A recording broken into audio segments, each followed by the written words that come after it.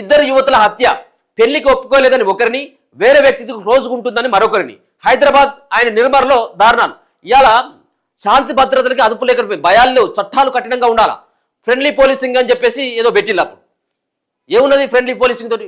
ఇప్పుడు కఠినంగా వాడు ఇంత కఠినమైనటువంటి నిర్ణయాలు తీసుకొని చంపేంత వరకు వచ్చింది దుర్మార్గులు అంటే వాడిని ఆ విధమైనటువంటి కఠినమైనటువంటి శిక్షలు వేయాలి. ఒకసారి మర్డర్ చేసినట్టయితే వాడిని బహిరంగంగా ఉరిదీస్తేనే ఊరికి ఏమన్నా బుద్ధి వస్తుంది, వాడికి గజ గజ ఉరుకుతుంది. ఏమున్నది, వాడు చంపిండు, అటు పోతాను అత్తగారింటికి పోయినట్టుగా అటు పోతాను, జైలుకి పోతాను, 4 రోజులు నడుస్తాను. సో ఇవన్నీ కూడా ఇట్లా కాదు. కొన్ని సెక్షన్లు, కొన్ని చట్టాలను కూడా సవరించాల్సిన అవసరం కూడా ఉన్నది. ఇప్పుడు ఏమున్నది, పెళ్లికి ఒప్పుకోలేదు, ఆమెకి ఇష్టం లేదు, ఒప్పుకోలేదు, చంపుతావురా నువ్వు దుర్మార్గుడు కూడా. కత్తితోటి పొడిచి చంపిండు. విజువల్స్ ఉన్నాయి, మనం చూపెట్టలేము. కానీ పెళ్లికి ఒప్పుకోకపోతే చంపేసిండు. ఏమనాలి ఇప్పుడు? ఆమెతో ఉన్నటువంటి నీకు ఏం సంబంధం? నీకు పెళ్ళి అయిందంటే నీ భార్య అనుకున్నావు, ఇంకేమని అనుకున్నావు? నువ్వు దుర్మార్గుడు, నువ్వు తాగుబోతూ కావచ్చు. ఆమెకు నచ్చక ఆమె పెళ్లి చేసుకోలేదు, ఆమె ఇష్టం, అది ఆమె వ్యక్తిగతమైనటువంటి నిర్ణయం. నువ్వెట్లా చంపుతావురా? ఇంకోరితో క్లోజ్గా ఉంటుందని ఈమెనే వేసేసిందట వాడు ఇంకోడు. ఇదేందో కథ.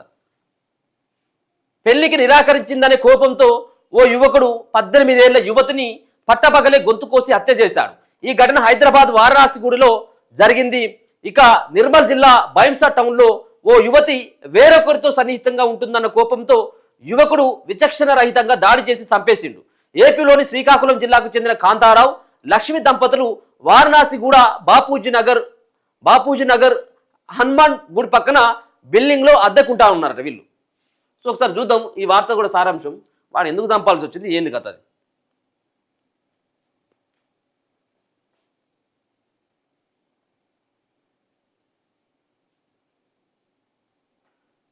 ఎడమైంది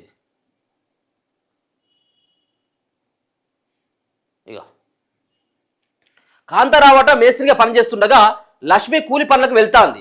వీరి పెద్ద కూతురు పవిత్ర, ఆమెకు 18 సంవత్సరాలను ఇంటర్ పూర్తి చేసి కంప్యూటర్ ట్రైనింగ్ తీసుకుంటున్నది. కాంతారావుకు వరుసకు బంధువు అయిన శ్రీకాళం వాసి ఉమాశంకర్ జవహర్ నగర్లో టైల్స్ వేసే పనులు చేస్తున్నాడు. ఇతడికి కొంతకాలం కింద పవిత్రనిచ్చి పెళ్లి చేయాలని అనుకున్నారట. అయితే మద్యానికి బానిసై సరిగ్గా పనికి వెళ్ళకపోవడంతో ఆ ఆలోచన విరమించుకున్నారు.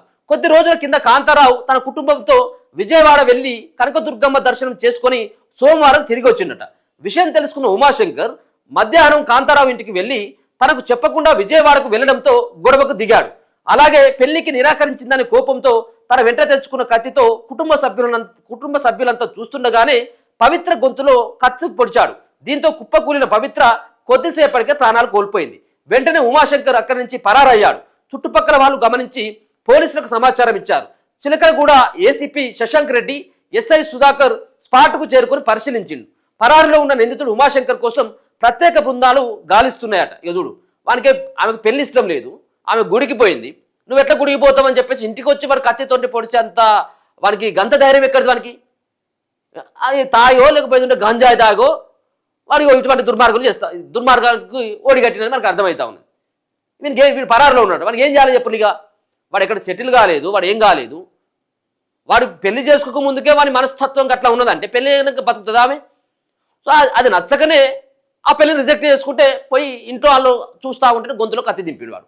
ఇక బైంసాలో అనుమానంతో ఇంకో కథ. బైంసా మండలం కుంసార గ్రామానికి చెందిన అశ్విని అనే వివాహిత కుటుంబ కలహాలతో గత కొద్ది కాలంగా భర్త, 2 పిల్లలకు దూరంగా బైంసా టౌన్లో ఉంటున్నదట. ఈ క్రమంలో బైంసాలోని అంబేద్కర్ నగర్కు చెందిన నగేష్తో పరిచయం ఏర్పడింది. అది కాస్త సహజీవనానికి దారితీయగా పట్టణంలోని సంతోషమాత కాలనీలో ఓ ఇంటికి అద్దెకి తీసుకొని ఉంటున్నారు. ఇటీవలే అశ్వినితో నగేష్ అదే కాలనీలో నిర్మల్ హైవే పక్కన టీ షాప్ పెట్టించిందట. అయితే అశ్విని మరో వ్యక్తితో సన్నిహితంగా ఉంటుందన్న అనుమానం పెంచుకున్న నగేష్ సోమవారం ఆమెతో గొడవపడి దాడికి దిగాడు. టీ షాప్ వద్ద రాడ్ అండ్ కత్తితో అశ్వినిపై విచక్షణ రహితంగా దాడి చేసి చంపేసిందట. అశ్విని అరుపులు విని చుట్టుపక్కల వారు పోలీసులకు సమాచారం అందించిండు. సిఐ గోపినాథ్ ఘటనా స్థలానికి చేరుకుని నగేష్ను పోలీస్ స్టేషన్కి తీసుకెళ్లిండు. అశ్విని డెడ్ బాడీని ప్రభుత్వ ఏరియా ఆసుపత్రికి తరలించి కేసు నమోదు చేసి దర్యాప్తు చేస్తా ఉన్నారు. అటుగా చూడండి పాపం, 2 యువతులు 2 చేతిలో బలైపోయింది. ఇప్పుడు ఒకరేమో ఇంకోరితోటి సన్నిహితంగా ఉంటుందని ఆమెను చంపేస్తే నన్ను ఎందుకు పెళ్లి చేసుకుంటలేమని ఈ దుర్మార్గుడు ఈమెను చంపేశాడు. ఇది జరిగేటువంటి వ్యవహారాలు, చర్యలు కఠినంగా ఉండాలి. 2 యువతులు పాపం నిష్కారణంగా నిర్దాక్షిణంగా వాళ్ళు ప్రాణాలు కోల్పోయారు.